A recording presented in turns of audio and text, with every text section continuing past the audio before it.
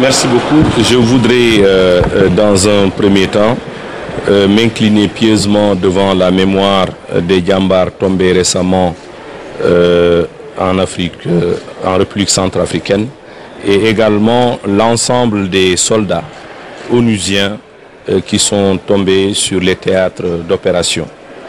Je suis très honoré de participer au nom du gouvernement du Sénégal à la journée des Nations Unies.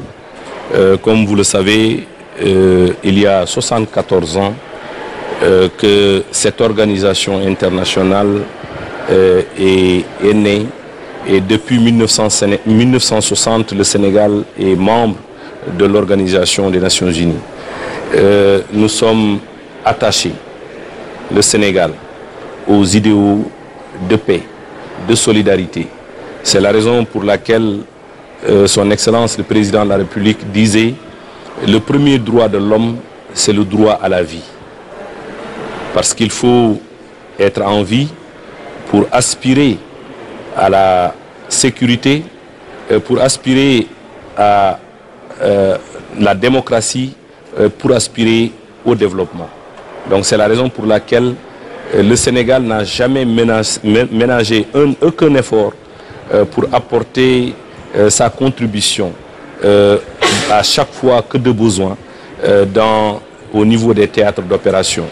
Je pense qu'il est très important pour nous de renforcer la coopération, le multilatéralisme, comme l'a si bien dit Son Excellence le Président de la République lors de son adresse lors de la dernière Assemblée générale des Nations Unies.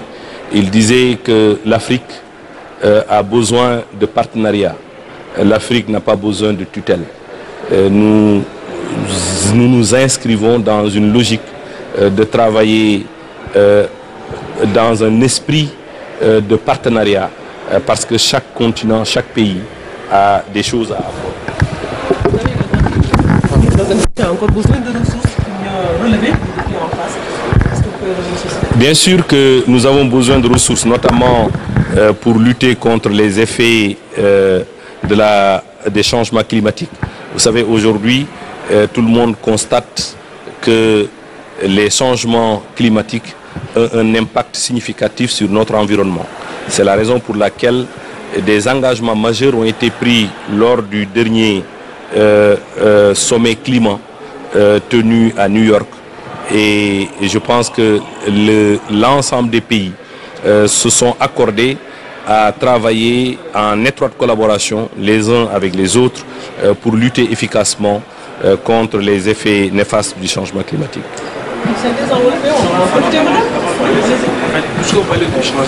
S'il vous plaît, je pense que c'est déjà bon. Hein? Voilà. C'est déjà bon. Allez, vous. Voilà, monsieur le ministre, tey journée internationale dédiée aux Nations Unies, Sénégal, contribution aux Nations Unies, yow ban gis-gis. waaw damay d'abord incliné wu ci devant la mémoire ñi nga xam ne ñoom ñooy jàmbaar yi nga xam ne dañoo daanu ci toolu xare fële ci République centrafricaine, di incliné wu également si soldats yëpp ñi nga xam ne mission onusienne moo leen taxoon a jóg ba keroog ñuy génn àddina ci théâtre d'opération yi. maa ngi am mbégte représenté gouvernement du Sénégal ci li nga xam ne moom la ñu tuddee la journée des Nations Unies, mooy célébrer chaque 24 octobre parce que le 24 octobre la organisation bi judd il y a 74 ans.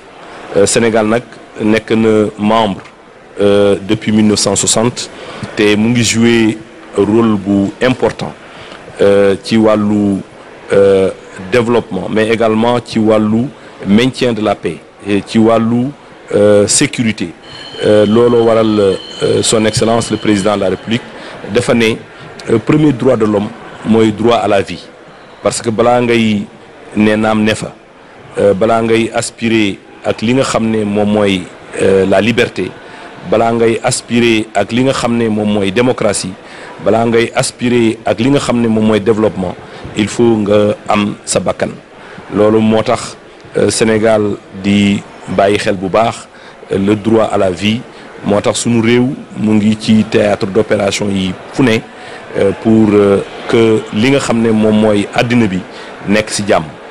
beneen wàll bi mooy xam ngeen ni son excellence le président de la république ci sommet climat bi nga xam ne moom lañ génn l'assemblée générale des nations unies mooy bi nga xam ne moo amoon New York ci weer bu le passé def na fa discours bu am solo nee na Afrique li mu soxla mooy partenariat mais Afrique soxlawul li nga xam ne moom mooy tutelle donc loxo yëpp ñoo war a jàppante pour que li nga xam ne moom mooy le village planétaire bi nga xam ne ñun ñëpp foofu lañ dëkk pour que mu nekk un village planétaire boo xam ne jàmm moo fa am mu nekk un village planétaire bi nga xam ne sérénité lañ fay dundee loolu nag bokk na ci aussi li nga xam ne keroog ci sommet climat bi constaté nañu ne bu ñu deful ndànk changement climatique bi nga xam ne moom la ñuy dund tey